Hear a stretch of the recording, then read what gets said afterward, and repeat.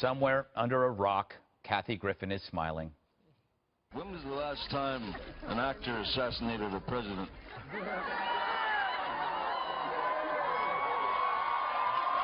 I want to clarify, I'm not an actor.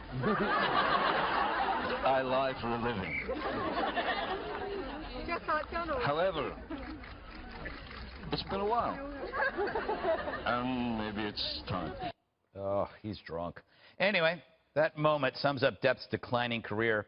In a desperate attempt to be edgy, he figured he could win over the British audience with a joke about killing Trump. When all else fails, go there. It reveals the truth about Depp. He was never a trailblazer, but an imitator. It's why he still impersonates Keith Richards wherever he goes. Remember how Rachel Dolezal decided she was black? Depp's doing the same thing. He's culturally appropriating Keith Richards. But now Depp is 54, a member of AARP. It's time to stop dressing like your mother's hat rack. Now, he's since apologizing, saying he intended no malice, and he probably didn't. What he intended to do was maintain his relevance, clinging to a coolness that's dwindling. And the easiest way is to say stuff that Hollywood thinks is dangerous when it's really not. No, the real dangerous comment is saying that you like Trump. But the bloated parrot that is Depp reveals that all celebrities do is copy other celebrities. Act like Keith Richards, talk like Kathy Griffin, drink like Oliver Reed. Who is Johhny Depp? I don't even think he knows. So it's not the joke that's the real outrage, it's the banality of it. So how desperate must you be to say you want to kill the president just for applause? Johhny Depp desperate. He wants so badly to be a Rolling Stone, but he's just rolling stoned. Jesse, he apologized. They always do. They always do. It kind of like, it was like, oh yeah, it went over your head. You guys didn't get it. It wasn't a real apology. I think Pirate Johnny's had too much rum. Yes. And I think what's going on right now, I've actually run out of things to say about celebrities talking about assassinating the president. Yeah, it's true. It's gotten kind of old. There is a pattern now that's emerging. The hardcore Hollywood left has an assassination fetish. There is a death cult surrounding the president. Now, but could you imagine if, let's just say, Vince Vaughn or Greg Gutfeld, a cabal of A-lister entertainment right-wing celebrities started fantasizing about assassinating President Obama? It would be earth-shattering I think news. one might have...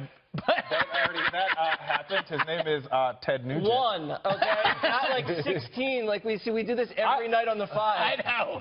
And I just want we knew we were going in that direction. It's true. Yeah. I just want someone in Hollywood to at least condemn this guy. Can they condemn him? I mean, I'll do it. I'll condemn him. Here, people. I'll condemn him, and I'll condemn Ted Nugent, and I'll condemn all these people who are trying to resurrect their careers by trying to get in the news cycle by attacking a president, whether it be Barack Obama or Donald Trump or George Bush for that matter. They're all bad. Condemned. There you go. Okay, so I actually take this seriously because, and so should the Secret Service. It's against the law, isn't it?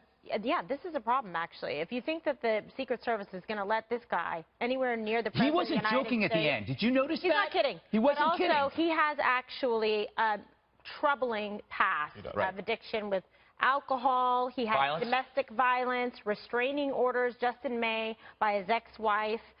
She filed a restraining order against him, was documented by an eyewitness. One of her friends, Raquel Pennington, was there. He threw a phone, hit her in the face, had a big magnum of wine, was swinging it, trying to hit her. He's really got a lot of problems. He's getting close to broke. He's in a huge lawsuit with his business managers and the people that were handling his money. So the whole thing is a big disaster. So this is somebody who's becoming a little bit unhinged. They take these type of things seriously, and I think they should.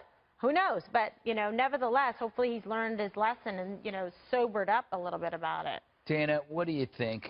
Well, I liked your point that it was so banal that it gets to be so routine that it's like it fails to shock. Yeah. Because that's what they're trying to do. So Kathy Griffin, if you remember when she held up the severed head of President Trump, in the video that posts where she talks to the cameraman and she says, we're going to get in a lot of trouble for this. Yeah. And so she intended to get all of this attention. And even though I guess we can't say for sure because we don't have videotape of Johhny Depp doing the same thing, I imagine that he knew he wouldn't really pay that big a price. Right. Because in Hollywood, you really won't be condemned.